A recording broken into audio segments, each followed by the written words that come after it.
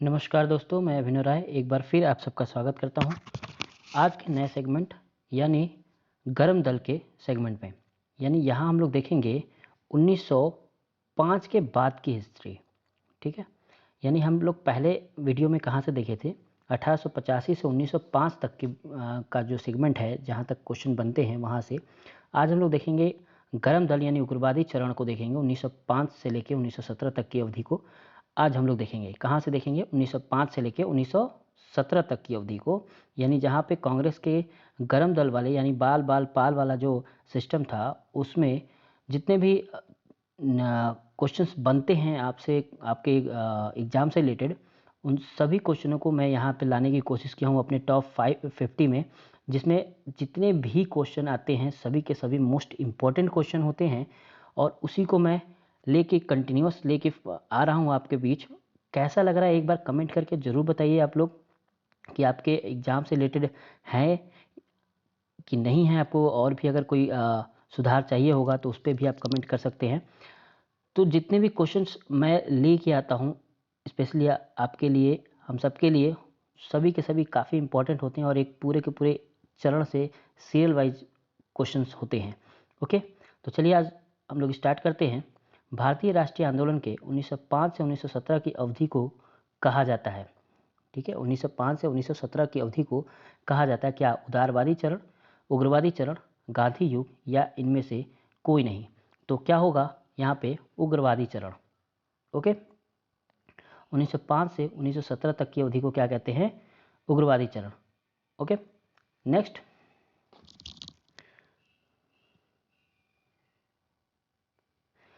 Lord Curzon के शासनकाल का सबसे मूर्खतापूर्ण कार्य जिसने उग्र राष्ट्रीयता को जन्म दिया क्या था? लॉर्ड कर्जन के शासनकाल का सबसे मूर्खतापूर्ण कार्य जिसने उग्र राष्ट्रीयता को जन्म दिया क्या था? 1899 का कलकत्ता नगर निगम अधिनियम, 1904 का भारतीय विश्वविद्यालय अधिनियम, 1904 का प्रशासकीय गोपनीयता अधिनियम या 1905 का बंगाल विभाजन। ओके, तो सबसे मूर्खतापूर्ण अगर निर्णय कहते हैं लॉर्ड कर्जन का, तो क्या था? 1905 का बंगाल विभाजन। वाकई में बड़ी मूर्खतापूर्ण था, क्योंकि यहाँ पे 1905 के बाद एक राष्ट्रीयता जो है अपने देश में वो उभर के आई, यानी राष्ट्रीय भावना जो है काफ़ी बड़े पैमाने पे उभर के आया सामने, और जिसके लिए हमने बोनफायर भी किया। साथ ही साथ अंग्रेज़ों से छुटकारा का एक नीति जो है वो इस्टेब्लिश कर दिया। यहाँ से बहुत सारे रेवोल्यूशंस जो मूवमेंट है वो भी इस्टेब्लिश हो गए। तो बहुत बड़ा मूर्खतापूर्ण नियम कहते हैं इसको लॉर्ड कर्जन का। नेक्स्ट देखते हैं, नेक्स्ट क्वेश्चन है, भारत में उग्र राष्ट्रीयता के जन्मदाता तथा निर्भयता से राष्ट्र की वेदना को प्रकट करने वाला प्रथम भारतीय थे। कौन थे? यानी उग्र राष्ट्रीयता के जन्मदाता अगर कहें तो किसको कहा जाए? लाला लाजपत राय को, विपिन चंद्र पाल को, बाल गंगाधर तिलक को या सुभाष चंद्र बोस को? तो किसको कहा जाए?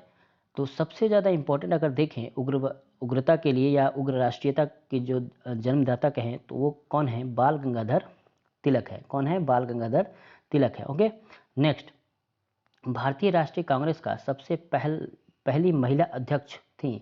सबसे पहली महिला अध्यक्ष कौन थी? सरोजिनी नायडू, भिखाजी कामा, एनी बेसेंट या विजया लक्ष्मी पंडित? तो कौन थी सबसे पहली जो महिला अध्यक्ष?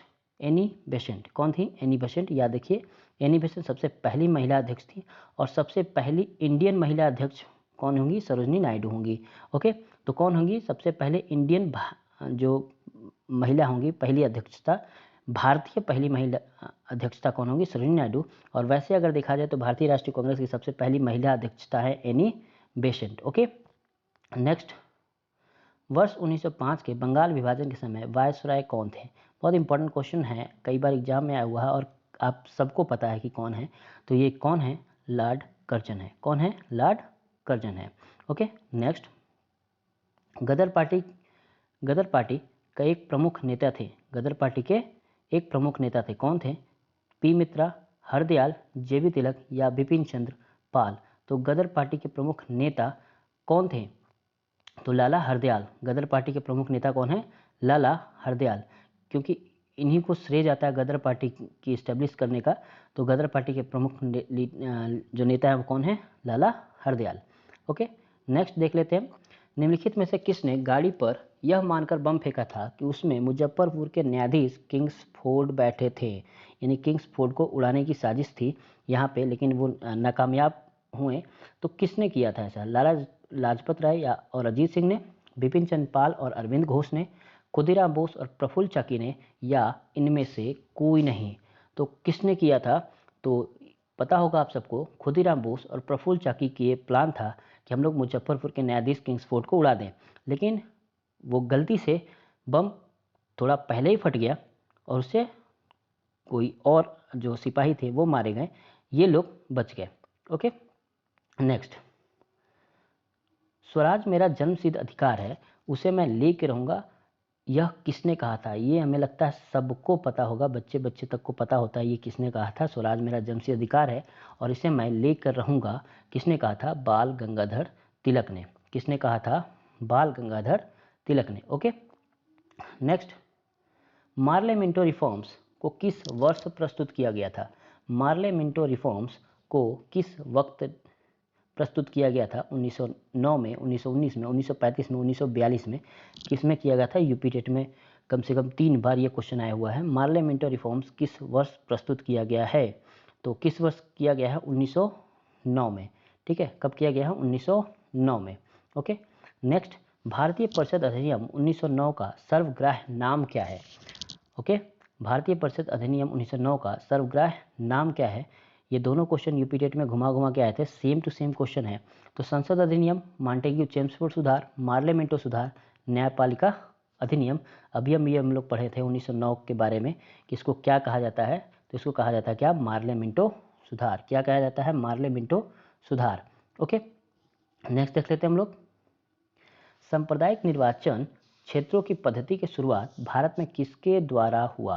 सांप्रदायिक निर्वाचन क्षेत्रों की पद्धति की शुरुआत भारत में किसके द्वारा हुआ? 1892 के भारतीय परिषद अधिनियम, 1909 का मार्ले मिंटो रिफॉर्म, 1919 का मॉन्टेग्यू चेम्सफोर्ड रिफॉर्म, या 1935 का भारत सरकार अधिनियम? तो किसके द्वारा हुआ सांप्रदायिक निर्वाचन क्षेत्र? तो याद रखिए, सांप्रदायिक निर्वाचन क्षेत्रों की बात 1919 में मार्ले मिंटो रिफॉर्म के अंतर्गत आता है। किसके अंतर्गत आता है? मार्ले मिंटो रिफॉर्म के अंतर्गत आता है। ओके, नेक्स्ट क्वेश्चन है, भारत में गरम दल आंदोलन का पिता किसे कहा जाता है?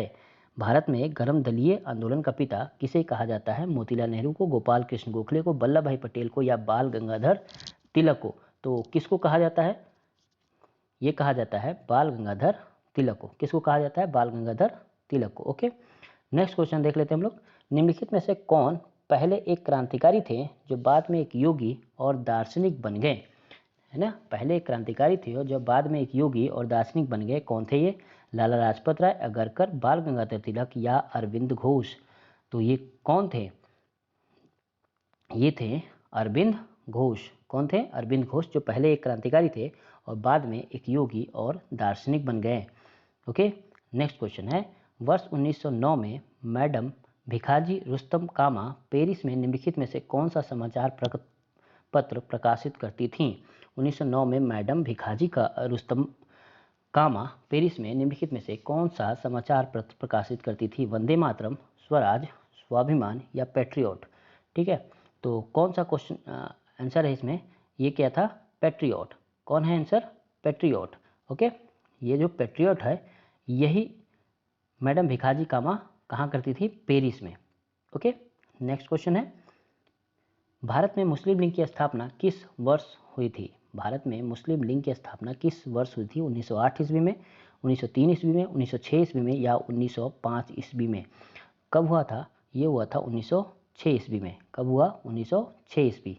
ओके, नेक्स्ट, मुस्लिम लीग से संबंधित, मुस्लिम लीग की स्थापना 1906 ईस्वी में हुई थी। उस समय उसके उद्देश्य में कौन सी बातें शामिल नहीं थी?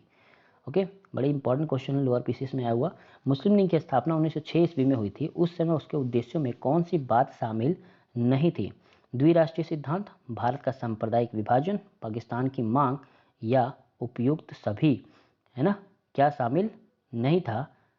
तो द्विराष्ट्रीय सिद्धांत, भारत का सांप्रदायिक विभाजन, पाकिस्तान की मांग, या उपयुक्त सभी? तो क्या नहीं था इसमें शामिल? जल्दी से बताइए, क्या नहीं शामिल था? तो सभी के सभी नहीं शामिल थे।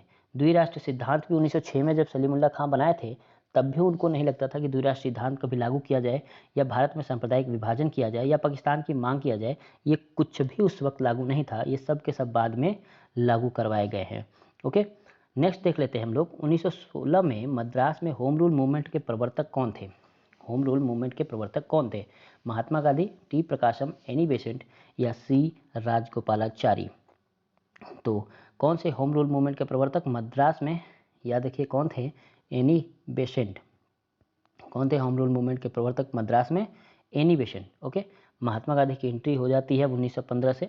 ओके, तो नेक्स्ट हम लोग जो पढ़ेंगे वो महात्मा गांधी से रिलेटेड जो शुरुआती रेवोल्यूशन है महात्मा गांधी के, उससे रिलेटेड क्वेश्चन होंगे। ओके, तो महात्मा गांधी को हम लोग 2 फेज में पूरा करेंगे। एक फेज में नहीं होगा क्योंकि महात्मा गांधी से रिलेटेड बहुत सारे क्वेश्चन है, उस वक्त बहुत सारी घटनाएं भी घटेंगी, तो एक फेज में ये होना मुश्किल है। 2 या 3 फेज में इसको क्या करेंगे, कवरअप करने की कोशिश करेंगे। ओके, तो नेक्स्ट वीडियो उसके लिए होगा। तो काफ़ी इंपॉर्टेंट क्वेश्चंस लेके आए हैं आपके लिए, अगर अच्छे लग रहे हो तो लाइक और कमेंट जरूर करते रहें। ओके, तो 1916 में मद्रास में होम रूल मूवमेंट के प्रवर्तक कौन थे? Annie Besant. नेक्स्ट, बाल गंगाधर तिलक द्वारा शुरू की गई साप्ताहिक पत्रिका कौन सी थी? बाल गंगाधर तिलक द्वारा शुरू की गई साप्ताहिक पत्रिका कौन सी थी? यंग इंडिया, केसरी, कामरेड या अल हिलाल? क्या था? बाल गंगाधर तिलक द्वारा प्रस्तुत की गई पुस्तक या पत्रिका क्या है? केसरी। कौन सा है? केसरी। ओके, नेक्स्ट, शेर पंजाब किसका उपनाम है? शेर पंजाब किसका उपनाम है? बिपिन चंद्र पाल का, लाला लाजपत राय का, सरदार भगत सिंह का या इनमें से कोई नहीं? तो शेर पंजाब कहा जाता है किसको? लाला लाजपत राय को। किसको कहा जाता है? लाला लाजपत राय को। ओके, नेक्स्ट क्वेश्चन, भारतीय इतिहास में 1912 का ऐतिहासिक महत्व क्या था? भारतीय इतिहास में 1912 का ऐतिहासिक महत्व क्या था? महात्मा गांधी की मृत्यु, महात्मा गांधी की मृत्यु हो ही नहीं सकती। दूसरा, बंगाल विभाजन जो कि 1905 में हुआ था। राजधानी का कोलकाता से दिल्ली स्थानांतरण, तो राइट आंसर क्या हो सकता है? राजधानी का कोलकाता से दिल्ली स्थानांतरण, क्योंकि ये हुआ था 1911 में बात हुई थी कि राजधानी को कहाँ ले जाया जाएगा, कोलकाता से दिल्ली, और 1912 में दिल्ली को परमानेंट राजधानी घोषित कर दिया गया पूरे देश का। ओके, तो ये था 20 नंबर क्वेश्चन। नेक्स्ट देख लेते हैं हम लोग, अनुशीलन समिति संबंध है, अनुशीलन समिति से किसका संबंध है? वीडी सावरकर का, भगत सिंह का, चंद्रशेखर आजाद का या दादा भाई नौरोजी का? तो किसका है अनुशीलन समिति से अध्यक्ष संबंध? तो ये थे वीडी सावरकर के। किसका संबंध था? वीडी सावरकर का। नेक्स्ट देख लेते हैं हम लोग, किस गवर्नर जनरल ने 1911 में भारत की राजधानी कोलकाता से दिल्ली स्थानांतरित करने की घोषणा की? किस भारतीय गवर्नर या किस गवर्नर जनरल ने 1911 में भारत की राजधानी कोलकाता से दिल्ली स्थानांतरित करने की घोषणा कर दी? तो किसने किया? लॉर्ड माउंटबेटन ने, लॉर्ड कैनिंग ने, लॉर्ड हार्डिंग ने या वॉरेन हेस्टिंग ने? तो किसने किया? किस गवर्नर जनरल ने ये बात कही है? तो ये बात कही है लॉर्ड हार्डिंग ने। किसने कहा है? लॉर्ड हार्डिंग ने ये बात कहा है 1911 से कि राजधानी कोलकाता से दिल्ली स्थानांतरित हो जाएगी, और 1912 में हो भी गई। नेक्स्ट देख लेते हैं हम लोग, अल हिलाल समाचार पत्र किसके द्वारा राष्ट्रीयता के प्रचार के रूप में शुरू किया गया? अल हिलाल जो समाचार पत्र है वो किसने लिखा? मोहम्मद अली, महात्मा गांधी, अबुल कलाम आज़ाद या सैयद अहमद खां? तो ये अल हिलाल जो पत्रिका है उसे किसने लिखा? तो उसे लिखा अबुल कलाम आज़ाद ने। अल हिलाल पत्रिका किसने लिखा? अबुल कलाम आज़ाद ने। ओके, नेक्स्ट देख लेते हम लोग, पंजाब केसरी का खिताब किसको दिया जाता है? पंजाब केसरी का खिताब किसको दिया जाता है? अभी इससे पहले पंजाबी शेर के बारे में बात हो रही थी, तो लाला लाजपत राय थे। तो पंजाब केसरी कौन है? रणजीत सिंह, भगत सिंह, सरदार बलदेव सिंह या लाला लाजपत राय? तो पंजाब केसरी का खिताब किसको दिया जाता है? तो ये है लाला लाजपत राय। पंजाबी शेर यानी पंजाब केसरी का जो खिताब है वो भी लाला लाजपत राय को ही दिया जाता है। ओके, नेक्स्ट क्वेश्चन, भारतीय राष्ट्रीय कांग्रेस के प्रथम विभाजन कब हुआ? भारतीय राष्ट्रीय कांग्रेस का प्रथम विभाजन कब हुआ? 1908 में, 1905 में, 1907 में या 1906 में? तो प्रथम विभाजन जिसे सूरत स्प्लिट कहते हैं कब हुआ? 1907 ईस्वी में। कब हुआ? 1907 ईस्वी में। नेक्स्ट क्वेश्चन, मुस्लिम लीग की स्थापना का श्रेय जाता है मोहम्मद अली जिन्ना को, सैयद अहमद खां को, सलीमुल्लाह को या खान बहादुर अब्दुल गफ्फार खां को? किसको जाता है मुस्लिम लीग की स्थापना का श्रेय? ओके, तो ये जाता है सलीमुल्लाह को। किसको जाता है? सलीमुल्लाह खां को ये मुस्लिम लीग की स्थापना का श्रेय जाता है। ओके, नेक्स्ट देखते हैं हम लोग 27 नंबर क्वेश्चन। महाराष्ट्र में गणपति उत्सव आरंभ करने का श्रेय किसको प्राप्त है? महाराष्ट्र में गणपति उत्सव आरंभ करने का श्रेय किसको प्राप्त है? वल्लभ भाई पटेल को, बाल गंगाधर तिलक को, शिवाजी को या बिपिन चंद्र पाल को? तो महाराष्ट्र में गणपति उत्सव आरंभ करने का श्रेय जाता है बाल गंगाधर तिलक को। ओके, बाल गंगाधर तिलक को। नेक्स्ट क्वेश्चन है, स्वदेशी आंदोलन शुरू किया गया था। स्वदेशी आंदोलन शुरू किया गया था बंगाल विभाजन के विरोध के रूप में, भारतीय माल के उपभोग को प्रोत्साहित करने के लिए, जलियांवाला बाग में भारतीयों की हत्या के विरोध में, या भारत में एक उत्तरदायी सरकार बना सकने के ब्रिटिश सरकार की असफलता के कारण? तो स्वदेशी आंदोलन किस लिए शुरू किया गया था? स्वदेशी आंदोलन शुरू किया था बंगाल विभाजन के विरोध में, यानी 1905 में। ठीक है, बंगाल विभाजन के विरोध में स्वदेशी आंदोलन की शुरुआत हुई थी। नेक्स्ट क्वेश्चन है, बंगाल विभाजन के विरुद्ध विद्रोह के नेतृत्व किसने किया था? सुरेंद्रनाथ बनर्जी ने, CR दास ने, सुभाष चंद्र बोस ने या अरुणा आसफ अली ने? तो किसने किया था बंगाल विभाजन की शुरुआत? क्या सुरेंद्रनाथ बनर्जी थे, CR दास थे, सुभाष चंद्र बोस थे या अरुणा आसिफ अली थी? तो कौन होंगे, क्योंकि सुभाष चंद्र बोस तो थे नहीं उस वक्त, है ना, सुभाष चंद्र बोस तो थे नहीं, तो उस वक्त कौन थे? वो थे CR दास। कौन थे? CR दास। ओके, नेक्स्ट देखते हैं हम लोग, बंगाल विभाजन 1905 के पीछे ब्रिटिश सरकार का उद्देश्य क्या था? ब्रिटिश सरकार का उद्देश्य क्या था? बंगाल में अकाल के कारण उत्पन्न आर्थिक अव्यवस्था को दूर करना, बंगाल में मुसलमानों के हितों की रक्षा करना, बंगाल में बढ़ते हुए राष्ट्रवाद को दबाना या उपयुक्त सभी? तो क्या उस ऑप्शन हो सकता है, बंगाल में अकाल के कारण उत्पन्न आर्थिक अव्यवस्था को दूर करना? क्या बंगाल विभाजन के पीछे ब्रिटिश का कारण था? नहीं, बिल्कुल नहीं था ये। बंगाल में मुसलमानों के हितों की रक्षा करना, क्या ये था? ये भी नहीं था। नेक्स्ट क्वेश्चन क्या है, ऑप्शन क्या है, बंगाल में बढ़ते हुए राष्ट्रवाद को दबाना? ये राइट आंसर है। इसी वजह से वहाँ पे बंगाल विभाजन किया जा रहा था, क्योंकि राष्ट्रवाद जो था वो बहुत तेज़ी से फैल रहा था वहाँ पे, और काफ़ी लोग क्या हो रहे थे, एकजुट हो रहे थे, कई सारी संस्थाएं बनी थी, जिससे अंग्रेज घबरा गए थे कि अगर इसी तरह की संस्थाएं बनती रही तो शायद हम लोग क्या हो जाएं, फेल हो सकते हैं, और ये लोग एकजुट हो जाएंगे। तो इसीलिए क्या हुआ, बंगाल विभाजन का प्लान किया गया। नेक्स्ट क्वेश्चन देख लेते हैं हम लोग, कांग्रेस लीग समझौता, लखनऊ समझौता 1916 का दूरगामी परिणाम क्या हुआ? ठीक है, लखनऊ समझौता का दूरगामी परिणाम क्या हुआ? भारत का विभाजन तथा पाकिस्तान का निर्माण, दोनों संस्थाओं ने मिलकर स्वतंत्रता के लिए प्रयास किया, हिंदू मुस्लिम एकता को बल मिला, या ब्रिटिश सरकार की फूट डालो राज करो की नीति असफल हो गई? क्या हुआ इस वक्त? तो याद रखिए, यही था जहां बीज बो दिया गया भारत का विभाजन तथा पाकिस्तान का निर्माण। ठीक है, यानी लखनऊ समझौते में, याद रखिए लखनऊ समझौते में कांग्रेस और मुस्लिम लीग का क्या हुआ, एकजुटता हुई, और यहीं पे बात विचार बढ़ा, और बढ़ते बढ़ते कहाँ तक गया, 1947 तक, यानी भारत का विभाजन और पाकिस्तान का निर्माण की मांग बढ़ गई। नेक्स्ट, 1907 ईस्वी में कांग्रेस के उदारवादी व उग्रवादी नेता के बीच संघर्ष एवं मतभेद का क्या कारण था? लोकमान्य तिलक का अपमान, राष्ट्रीय कांग्रेस के अध्यक्ष पद का चुनाव, बंग भंग विरोधी आंदोलन की असफलता, बंग भंग विरोधी आंदोलन की कार्रवाई पर मतभेद?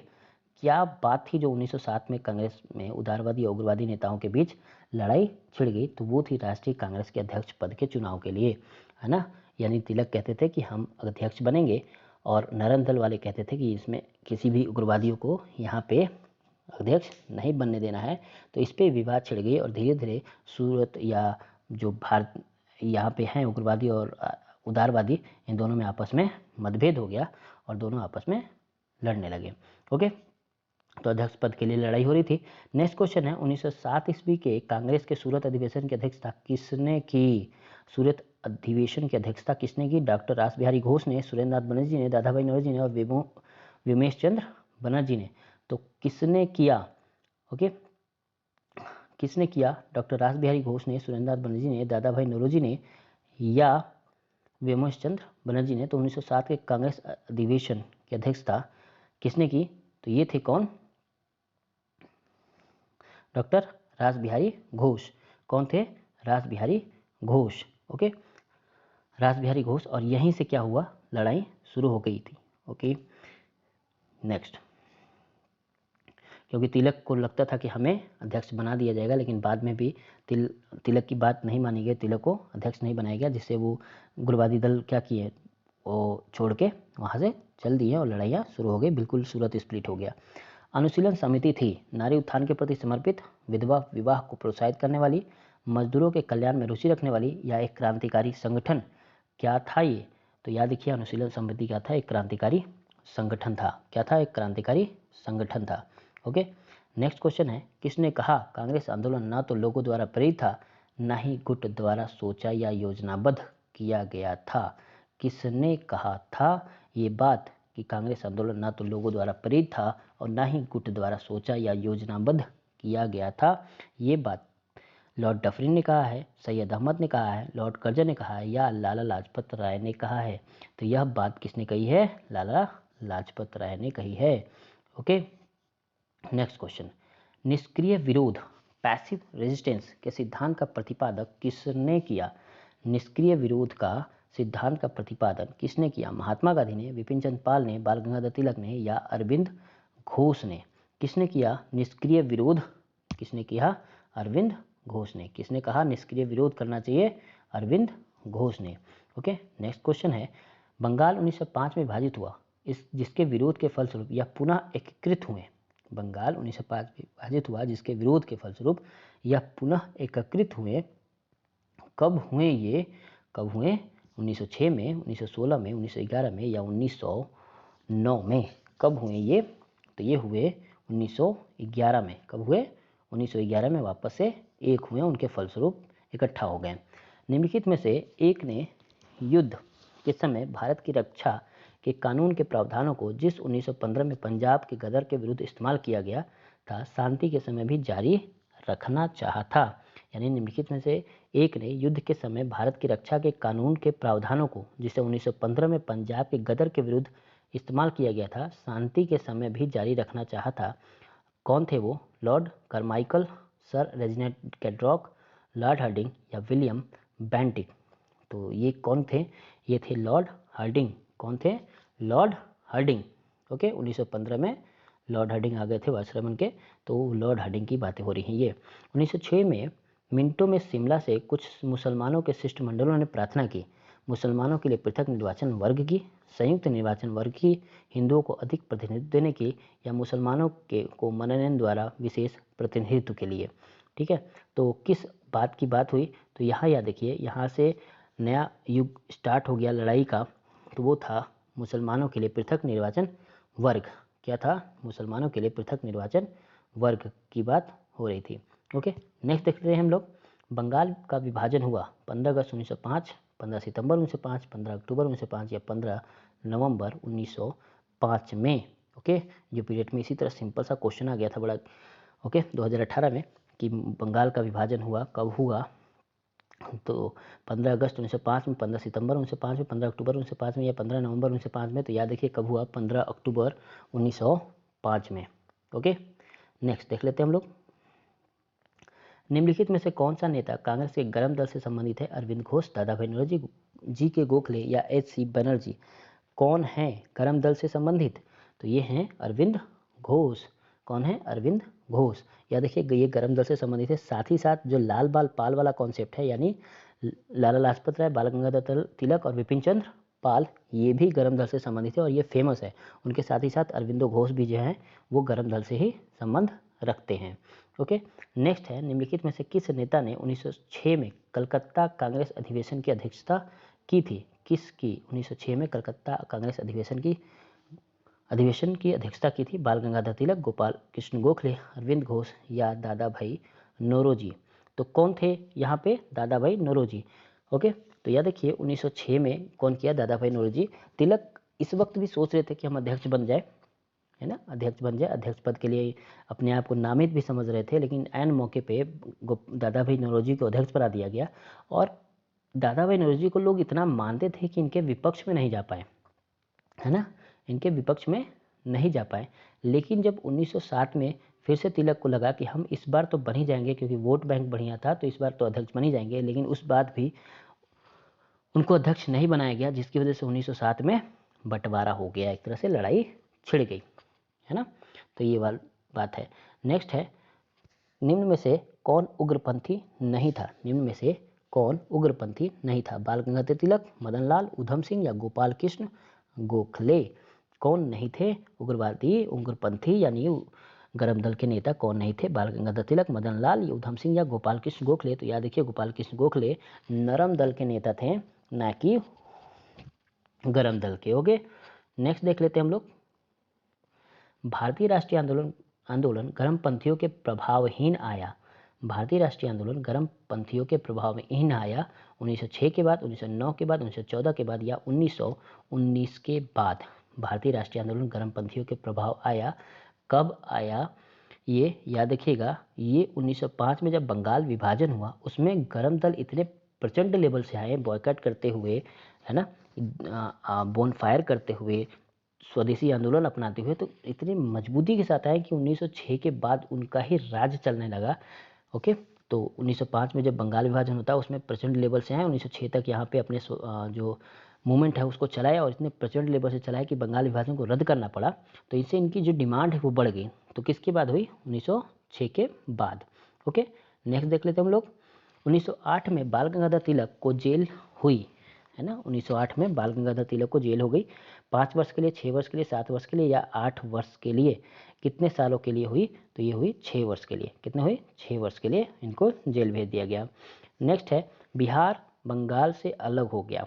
बिहार बंगाल से अलग हो गया, यानी बंगाल विभाजन तो नहीं हुआ, बिहार विभाजन जरूर हो गया, यानी बिहार को बंगाल से अब अलग कर दिया गया। बिहार, बंगाल, उड़ीसा अलग अलग हो गए।